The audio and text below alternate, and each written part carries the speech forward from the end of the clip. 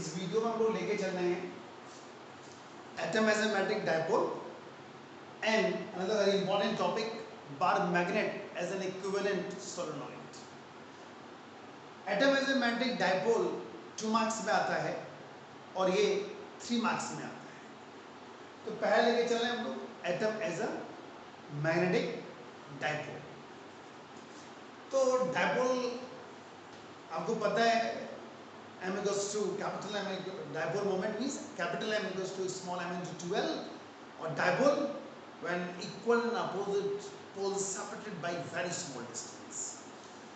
तो एटम का स्ट्रक्चर भी आपको पता है, nucleus, central part positively charged, whole mass center, electrons revolves around the nucleus in certain stationary orbit।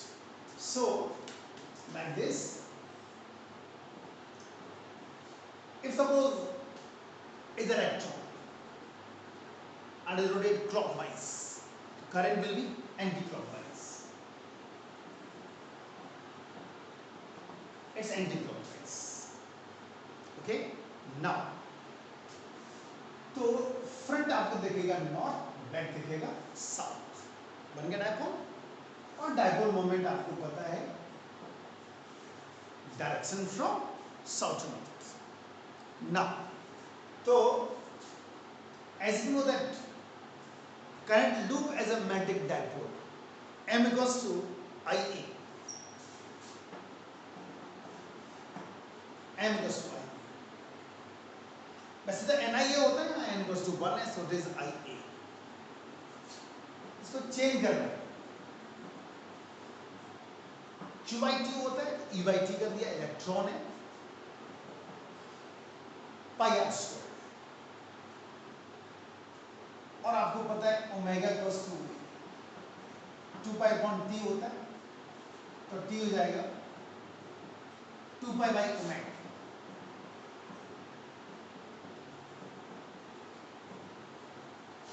One by 2 E omega r square. एक second formula मिल गया आपको 1 बाई 2 E omega r square. Now as you know that from Bohr's postulate, chemistry में पढ़ के आ रहे हैं आप 11th क्लास में, Bohr's postulate, electron can revolve in certain stationary orbit only if its angular momentum equals to nh upon 2 pi।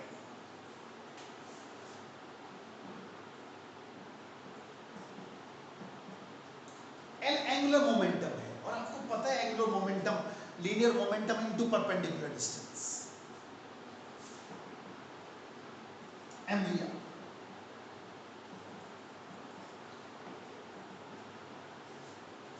और v equals to r omega होता है, omega angular velocity, v linear velocity, r radius, v equals to r omega.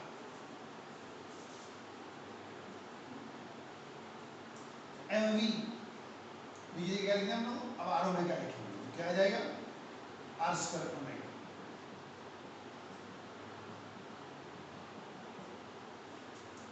यहां से r square omega की value second में put करो, तो m equals 1 by 2 E nh upon 2 pi m। और ये डायपोल मोमेंट हो गया atom as a magnetic dipole का।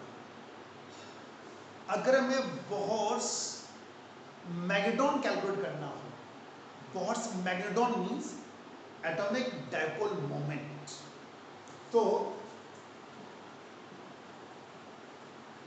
m mu b, where mu b is Gauss magneton,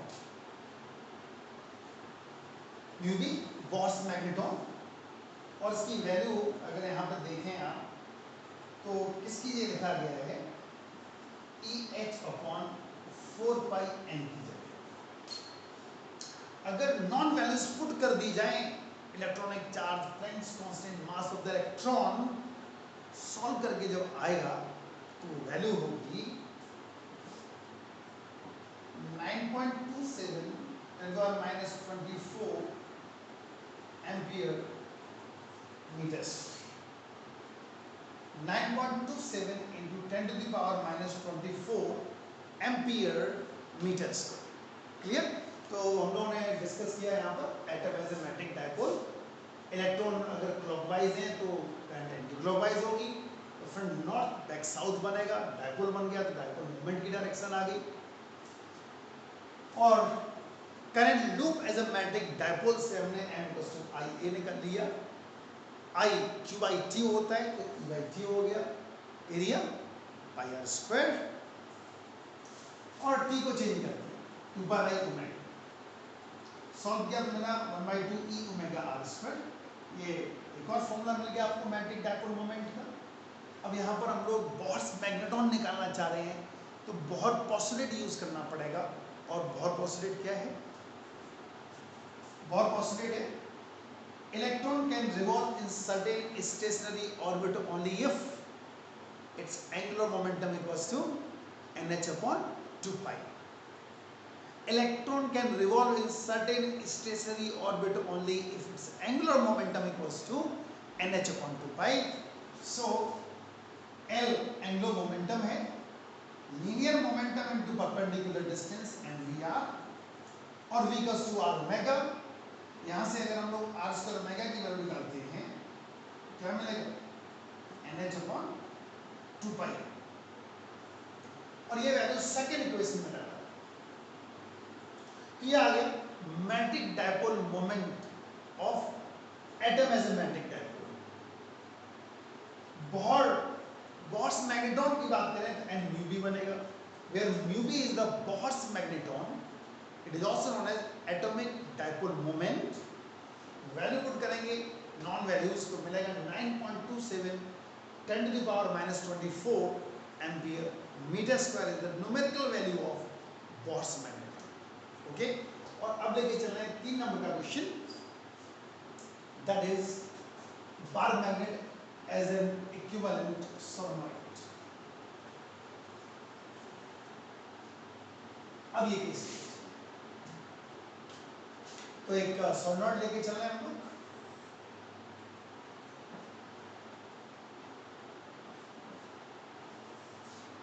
of length 12, central area हमने L और L। I is the current, A is the radius, C is the point, R is the distance from the center। एक elementary part ले लिया, distance x from the centre, centre लेके चल रहे हैं ये x और इसकी थिकनेस होगी dx। ये डिस्टेंस कितनी बची?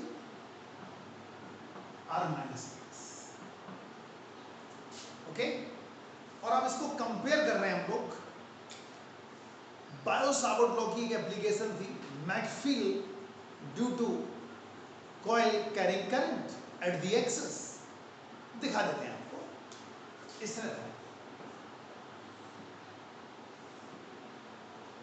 A रेडियस थी, ये अगर R था, r² + a², और यहाँ पर जो मैकफील्ड का फॉर्मूला आपको मिल रहा था B = μ0 NiA²/2 of r² + a² power 3/2, ये फॉर्मूला था। अब कंपेयर करें, ये भी एक रिंग बन गई और एक्सिस में निकालना है, is the ring at the axis. ठीक, ये फॉर्मूला यूज करें। क्योंकि आप एलिमेंट्री पार्ट लेके चल रहे हो इसलिए फील्ड भी एलिमेंट्री होगा, that is D. It is चलो पहले नंबर ऑफ टर्न्स निकाल लो, number of turns in dx क्या हो जाएगा, n dx। फिर small n is the number of turns per unit length, length से मल्टीप्लाई कर दिया तो कितना हो गए, n dx। तो dv equals to elementary part के लिए v naught n dx I a square upon twice of r distance ये थी, यहाँ ये r क्या कहलाएगी, r minus x, it's r minus x, r minus x का square plus a square power 3/2। Okay, short dipole लेके चल रहे हैं। शॉर्ट डायपोल का मतलब ये हुआ कि r x से भी बड़ा है और a से भी बड़ा है, तो dv क्या मिलेगा, mu naught n dx I a square upon 2 r cube, ये मीटर। लेकिन ये फील्ड जो आया वो एलिमेंट्री पार्ट के लिए आया है, हमें टोटल निकालना है तो उसको इंटीग्रेट करना पड़ेगा, n dx n I a square upon 2 r cube dx minus L2 plus L, minus L2 plus L, क्योंकि ओरिजिन से left side minus sign, right side positive sign, तो मिलेगा mu naught n I a square upon 2 r cube L plus L हो जाएगा, minus minus plus हो जाएगा, upper limit minus minus L है तो प्लस L हो गया। तो B मिला mu naught n into 12 I a square upon 2r, clear. 2 पाई से मल्टीप्लाई 2 पाई से डिवाइड कर, mu naught n into 12 pi a square 2i upon 4 pi r cube बन गया। 2 पाई से मल्टीप्लाई और 2 पाई से डिवाइड किया गया है। अब जरा देखो ऐसा क्यों किया, ये टोटल नंबर ऑफ टर्न्स हो गए, 12 is the length, so b equals mu naught n, ये एरिया बन गया upon 4 pi r cube, NIA capital M, so b equals to 2 mu naught capital M upon 4 pi r cube। और आपको पता है ये फॉर्मूला शॉर्ट बार मैग्नेट के लिए एट द एक्सिस हुआ करता था। Magnet due to short bar magnet at the axis, solenoid लेके चल रहे हैं और फॉर्मूला किसका आ गया, बार मैग्नेट का at the axis, that's why bar magnet as an equivalent solenoid. दोबारा देख लो, 2l इज द लेंथ और सेंटर पार्ट ले लिया, ये l हो गया, ये l हो गया, एक एलिमेंट्री पार्ट लिया, thickness dx, x is the distance from the centre, एक पॉइंट है r डिस्टेंस पे हमें उसके लिए वैल्यू निकालनी है, एक्सिस में आ रहा है, a रेडियस होगी इसकी, I इज द करंट। तो एलिमेंट्री पार्ट के लिए C पॉइंट पे निकालना है कि ये रिंग बन गई और एक्सिस पे निकालना है। बायो सावर्ट लॉ की एप्लीकेशन आपको पता है, mag field due to circular current carrying coil at the centre at the axis, वो यहाँ यूज किया गया। इसके लिए फॉर्मूला था, बायो सावर्ट लॉ में प्रूव कर चुके हैं, V naught n I a square upon twice of r square plus a square power 3/2, ये फॉर्मूला था। इससे कंपेयर करो, जो एलिमेंट्री पार्ट लेके चल रहे उससे कंपेयर करो, तो d equals to v naught n dx क्यों आया, n is the number of turns per unit length, dx से मल्टीप्लाई कर दिया तो dx पोर्शन में कितने नंबर ऑफ टर्न्स आएंगे वो आ गया आई ए स्क्वायर अपॉन, यहाँ पर r ये था इसके r ये काउंट होगा, r माइनस एक्स लिखा गया। शॉर्ट बार मैग्नेट लेके चल रहे हैं, r x से भी बहुत बड़ा है, r a से भी बहुत बड़ा है, तो r के कंपैरिजन में x as well as a negligible हो जाएंगे, तो यहाँ तक आ गए। टोटल निकालना है, इंटीग्रेट कर दो, इंटीग्रेट कर दो dx का x और लिमिट अप्लाई करेंगे तो l माइनस माइनस l तो plus l, 2l into small n capital N बन जाएगा। तो फिर हमने 2 पाई से मल्टीप्लाई 2 पाई से डिवाइड कर दिया, पाई a स्क्वायर एरिया बन गया और ये कैपिटल N बन गया और एन आई ए कैपिटल M बन गया। ये फॉर्मूला बार मैग्नेट का था eight the axis, short bar magnet prove हो गया। चलो एकदम न्यूमेरिकल लेके चलते हैं हम लोग।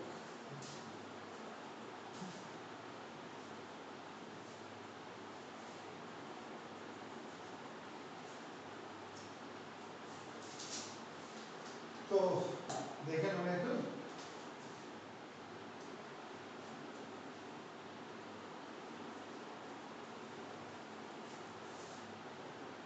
an electron moves around the nucleus in a hydrogen atom of radius 0.51 angstrom with a velocity of 210 to the power 6 meter per second.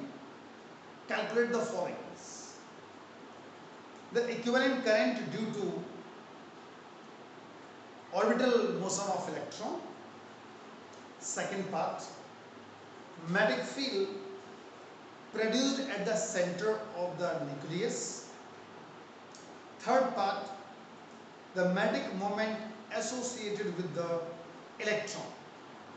तो क्या क्या गिवन है वो देखो आप। इलेक्ट्रॉन रिवॉल्व कर रहा है, हाइड्रोजन एटम की रेडियस दे रखी है 0.51 एंगस्ट्रॉम,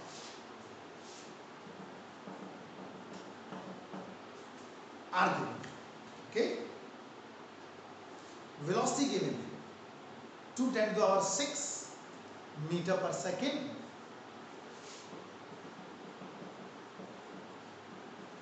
ये गिवन है। Calculate the following: the equivalent current due to orbital motion of electron. Equivalent current पता है आपको, I equals Q upon T, Q E upon T, T हो जाएगा time goes to distance upon speed, 2 pi r upon v, 2 pi r upon v, एक formula मिल गया E v upon 2 pi r, 1.6 10 power minus 19, velocity दे रखी है 2 10 power 6, sorry हाँ velocity given है 2 pi r 0.51 10 to the power minus 10, और जब इसको सॉल्व करेंगे तो ये आएगा 10 power minus 4 एम्पियर, तो पहला आंसर है, ओके। अब जरा दूसरा देखें, second part, magnetic field produced at the centre of the nucleus.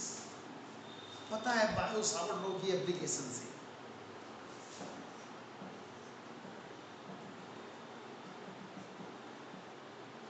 Mu I upon 2r,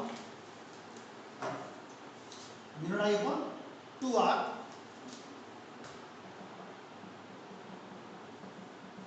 आई निकाल चुके हैं हम लोग,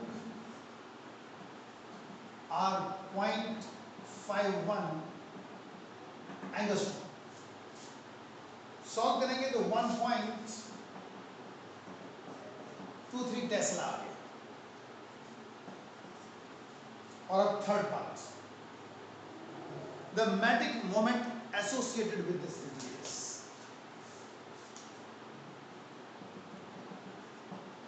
m goes to ia, आई निकाल चुके,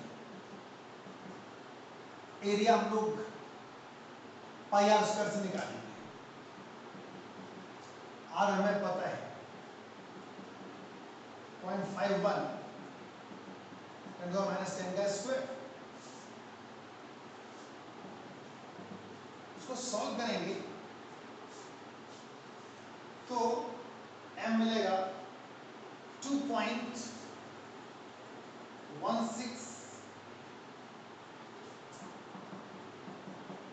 10 to the power -25 ampere metre square. Clear? ये न्यूमेरिकल डिस्कस किया हमने और ये बोर्ड में 3 मार्क्स में आ चुका है न्यूमेरिकल। पहले हमें करंट निकालनी थी, मैग्नेटिक एट द सेंटर निकालना था और मैग्नेटिक डाइपोल मोमेंट कैलकुलेट करना था और ये न्यूमेरिकल 3 मार्क्स में आया हुआ है। ओके?